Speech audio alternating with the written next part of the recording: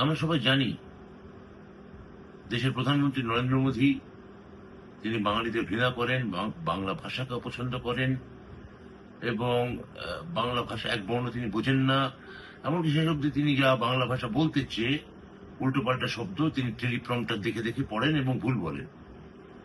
কিন্তু আজকে তিনি সমস্ত সীমা ছাড়িয়ে গেছেন। তিনি এক ঝটকায় বাঙালিকে গণহত্যাকারী বলেছেন এবং বাংলাকে সন্ত্রাসের ভাষা বলেছেন। কি করে তিনি এক ঝটকায় 12 কোটি বাঙালিকে গণহত্যাকারী বলতে পারেন? তিনি দীর্ঘদিন ধরে এইটা চালিয়ে আসছেন এবং বহিরাগত বিজেপি যে বাংলা বা বাঙালিকে দখল করতে চেয়ে একটা মেকি ছদ্ম একটা প্রেম যে দেখাচ্ছে, তার অন্তরালে যে আসল দৃষ্টিভঙ্গি কি সেটা আজকে উন্মুক্ত হয়ে গেছে। এক ঝটকায় 12 কোটি বাঙালি গণহত্যাকারী হয়ে গেল।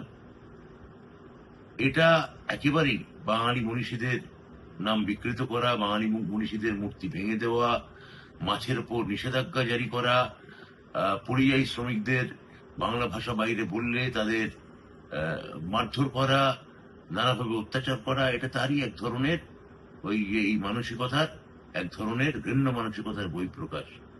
আজকে বাঙালি হিসেবে, একজন বঙ্গভাষী হিসেবে আমার সত্যি মানে নিজের এবং নিজের ভাষার কথা ভেবে যারা আসছে আজকে এখানে এই বহিরাগত এই শক্তিকে, তাদের কথা ভেবে আমার মনে হচ্ছে যে এ এ এ এ আমরা কোথায় আছি।